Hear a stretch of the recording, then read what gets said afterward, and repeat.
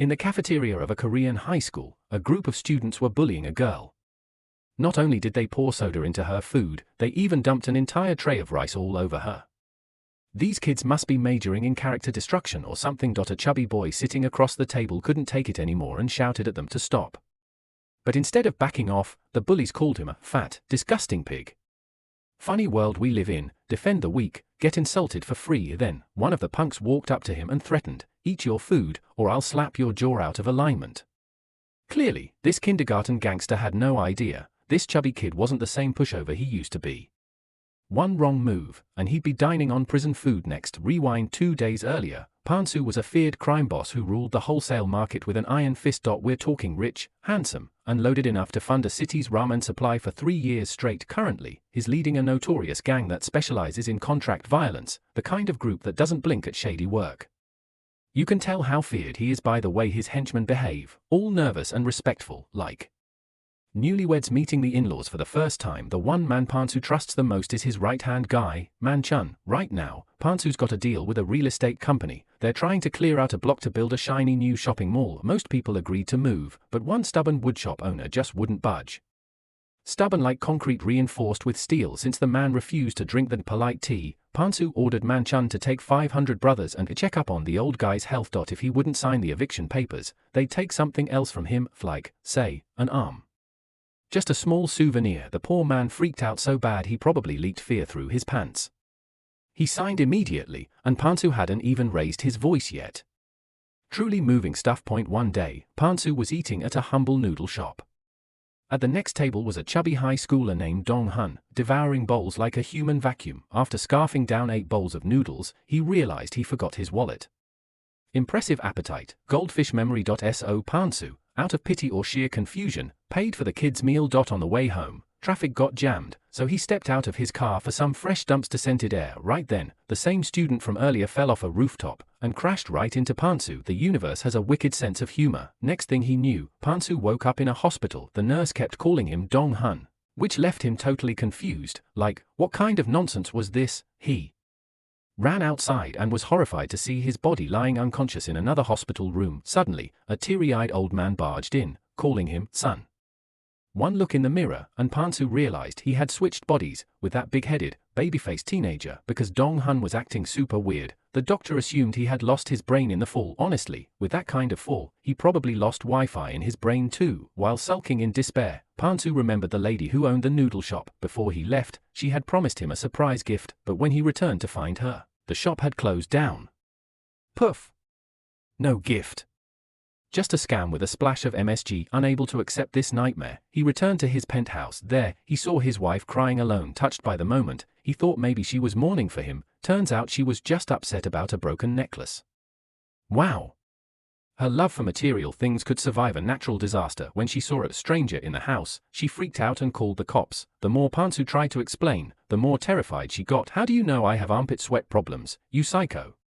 She even pulled out a kitchen knife the size of a katana to defend herself. Thankfully, the police arrived just in time. Another minute, and Pansu would have ended up a sashimi on the floor. Dong Hun's dad, Mr. Donkey, told the cops his son had memory loss, which somehow explained how he cracked the security code and wandered into his own house. The officer wasn't buying it, but since there was a hospital report and Dong Hun was still underage, they let him go. Desperate to get his body back, Pansu tried everything at the hospital, even holding and hugging his own unconscious body like some tragic love scene. Honestly, the doctors probably thought this was a reunion episode of Love After Death. Just then, Man Chun burst in and tried to punch Dong Hun, thinking this kid was trying to kill his boss. Luckily, a nurse saved the day by launching a stink bomb that scattered everyone like cockroaches. Out of options, Pansu had to move in with Dong Hun's dad. Despite losing his woodshop thanks to Pansu's own gang, Mr. Donkey still treated his son with unconditional love. He even cooked a big dinner. But Pansu complained about how unhealthy it was, and then, after closing his eyes and blinking once, boom! He had devoured everything on the table. Talks like a health nut, eats like a sumo wrestler. The next day, Pansu decided to go to school to figure out why Dong Hun tried to jump off the roof. He barged into the principal's office, shook his hand, and even stole the man's chair like a true boss. Mr. Donkey wanted justice for his son, but since they were poor, the principal just brushed it off like dandruff.so. Pansu headed straight into the classroom to investigate. The moment he opened the door, everyone welcomed him like he was a celebrity. For a second there, I heard the words social order echoing in my brain. Not wanting to waste time with these background characters, Pansu let it slide, but during lunch in the cafeteria, his classmate Haiji was being bullied. The more they pushed her, the more Pansu's patience ran out. He told them to stop. Instead of backing down, the bullies walked over and tried to intimidate him. One guy, the kindergarten mobster again, tried to swipe left on Pansu's face, but a teacher stepped in just in time. Still pissed off, the kid warned Pansu to watch his back after school. Spoiler alert, he was the one who should have been careful. Thinking Dong-hun was still the same weakling, this punk was confident he'd win the fight. But before he could land a punch, Pansu gave him a slap so hard it recalibrated his spine. He tried to fight back, and got smacked 2 more times. His face practically kissed the pavement. His 2 sidekicks rushed in, and they got their jaws dislocated with equal efficiency. Stop holding me back, I'm gonna go all in with this fat kid. Yeah, might want to start preparing his memorial photo. Since they couldn't take down Pansu, the gang decided to go after his deskmate instead. Unfortunately for them, Dong-hun happened to walk by, scaring the thugs so much their souls almost left their bodies. When they snatched his phone, Fatty Trung tried to fight back, only to get slapped so hard his whole life probably restarted. If I catch you bullying people again, you'll be 6 feet under before the week's out. While checking Trung phone, Pansu found a video of Dong-hun being bullied. Turns out our chubby hero had a crush on his classmate Hae-jong, and the jerks decided to hang her shoes on the school's antenna. Creative, using a signal tower to broadcast their low IQ, trying to retrieve the shoes, Dong-hun slipped and fell right onto Pansu's head. Poor guy didn't even get a chance to confess before knocking out a gangster boss. Pansu, clearly done with this teenage soap opera, didn't even bother getting mad. The next morning, Trung whined to his own gang boss, Kim Suan. But Suan, knowing who Pansu is, warned him not to act tough or play stupid unless he wanted to end up flirting with handcuffs instead of girls. Seeing Pansu's aura, the wannabe gangster nearly pooped his pants on the spot. Meanwhile, while Pansu was hospitalized, his wife was off having a little extramarital team-building exercise. On top of that, she was being threatened by a rival gang. One's in a coma, one's in someone else's bed. A perfectly balanced couple later, Pansu confronted Manchun. Thinking the fat kid was trying to get friendly with his boss again, Manchun threatened to take him out. But before he could do anything, Tone X came out of nowhere and crushed his family jewels. It was a touching moment, in the worst possible way. Pansu then explained everything to his crew. At first, Manchun didn't believe him, but once the chubby guy recited all of Pansu's bad habits in full detail, even his signature death glare, he had to admit, that was his boss. Only someone who'd slapped you personally could look at you like that. Determined to retake control of the gang, Pansu decided to quit school. But on his way out, he bumped into Hae-jong and helped return her teddy bear. Just when he thought it was over, he saw her mom, and got the shock of a lifetime.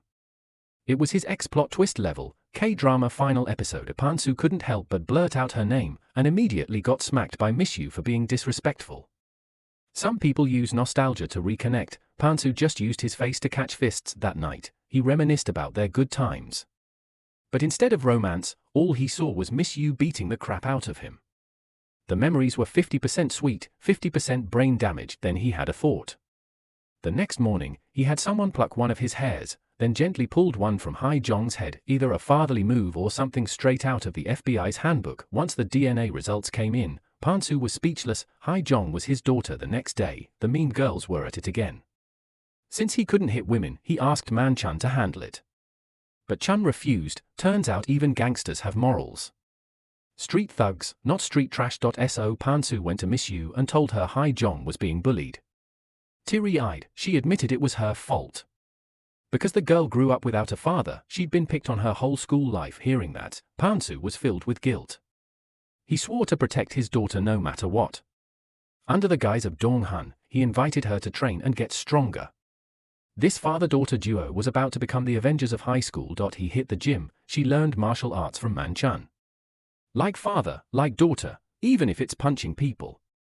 Before long, she leveled up and beat a much bigger guy.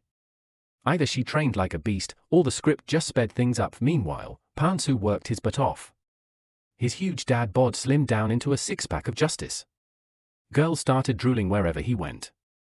His abs caused more flooding than monsoon season. One night, on his way home, Pansu saw Dong-hun's dad getting jumped by thugs.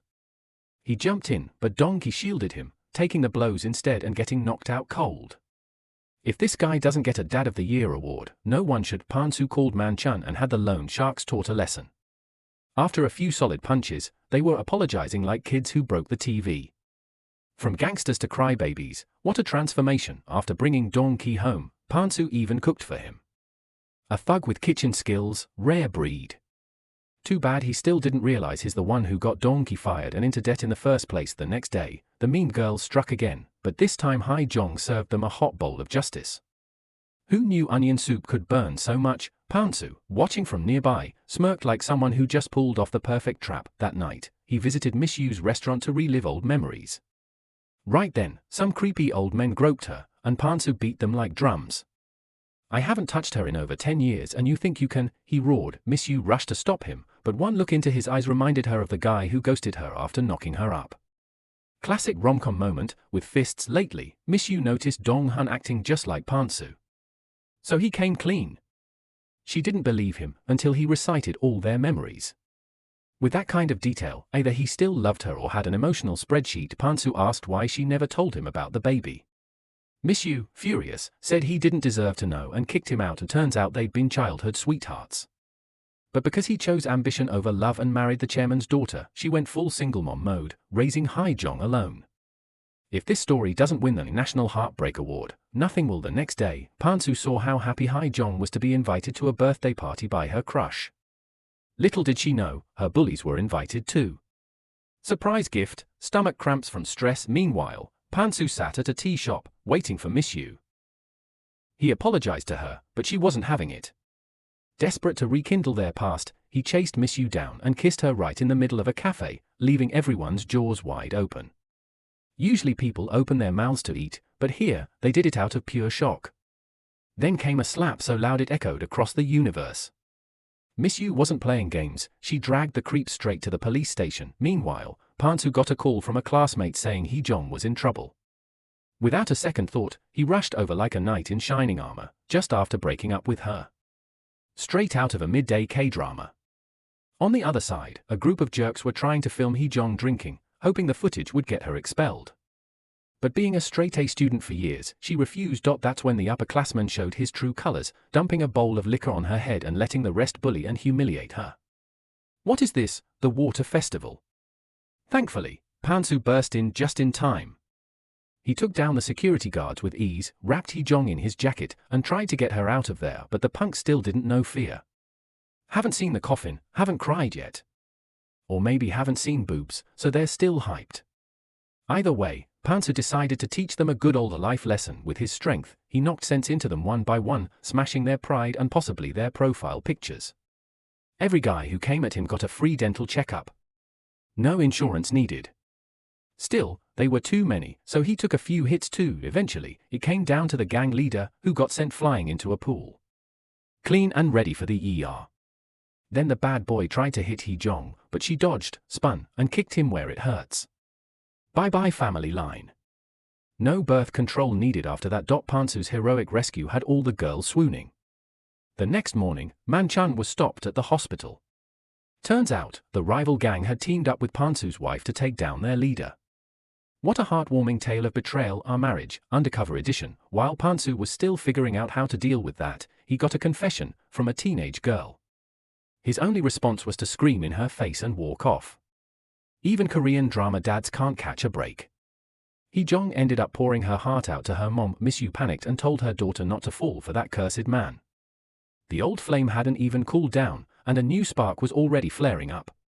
The next day, she stormed into school and slapped Pan-su verbally with a full water bucket. He tried to explain it was all a misunderstanding, and just then, bam! Hae-jong walked by. With nowhere to hide, Pan-su admitted the truth: the person he liked was her mom. Hae-jong's ears started ringing. This emotional bond deserved a Guinness record. She accused her mom of snatching her boyfriend, saying she was too old to be grazing in the young field. No matter how Miss Yu explained, the girl ran off, completely traumatized. Major headache. Meanwhile, Pan-su's nemesis, Chim Suan, snuck into the hospital, planning to silence someone for good. But just then, Dong-hun woke up, in Pan-su's body. Seeing him, Chim freaked out and passed out cold, headfirst onto the floor. Woke up only to be admitted again. Dong Hun, still confused, went home to find his dad, hugging him like a lost puppy. Poor Donkey froze. Some random weirdo just called him dad. Just when he was about to run, Pansu came back. After punching Dong Hun to snap him out of it, he finally explained the situation. Donkey didn't believe a word until his son recalled something from childhood. Now that Pansu's body was awake, he came up with a genius plan. The next day, he took Dong Hun to Miss Yu's diner, pretending their souls had switched back, and had Dong Hun apologize in his place. Real method acting. Things were going well until Chim Suan rolled in with 500 gangsters. Dong Hun, who just found his courage 2 seconds ago, immediately hid behind Miss Yu. I swear I don't know anything. Still struggling with the name, probably Miss Yu didn't want him embarrassing her, so she shoved them into the kitchen. Then stepped outside and beat the thug to a pulp. The guy looked down on her, thinking she was just a kid who knew a few moves, only to be tossed around like a spinning top. Once again, Pansu handled the rest solo. Every guy who rushed in got knocked out cold. Seeing things go south, Chim Suan sent in his best fighter. This guy was strong, he even threw Pansu down at first. But come on, this is a mafia boss we're talking about. Pansu bounced back, pinned the guy to a table, and pounded him like he was washing rice, except no one was cooking. Then came the cheap shots. A bottle to the head made Pansu dizzy, and before he could recover, Chim Suan came in with a knife, forcing the others to come out of hiding. But Miss Yu flipped the script. She grabbed the gas valve, held up a lighter, and threatened to blow the place sky high. That moment alone would break TikTok. Fearing for their lives, Chim and his gang bolted. Once they were gone, Dong Hun finally popped out with a ladle, ready to fight. Bit late, but thanks. Meanwhile, Manchun handed Pansu's handwritten letter to his father-in-law, detailing every evil plan his daughter had cooked up. If there's one thing the old man hates, it's family betrayal. While she tried to deny it, she accidentally confessed. Her lover was arrested, straight to NY. Ngip-yu. Everyone thought Pansu was dead, but he suddenly walked in like Naruto resurrected. Turns out, he had Dong Hun, still in his body, go talk to the father-in-law while he supported him from behind the scenes. Disgusted by his daughter's behavior, the old man gave Pansu full control of the family business. But she fired back with evidence that he had a secret child. And just when things got juicy, the radio lost signal. Korean Tech 2 advanced. With no other choice, Dong Hun took matters into his own hands. He admitted it was true, and the old man was absolutely livid. Although furious, the father-in-law still gave him 2 choices: let go of the past and move forward, or lose everything he had. To his surprise, Dong Hun chose family. He said he didn't want to live with more regrets. Guess someone's been reading self-help books. Left with no other option, the father-in-law let him go. Outside, Dong Hun braced himself, expecting Pansu to punch him straight to next week, but instead, Pansu pulled him into a hug, thanking him for making the right call. Neither of them expected the raging seductress to come charging in, literally.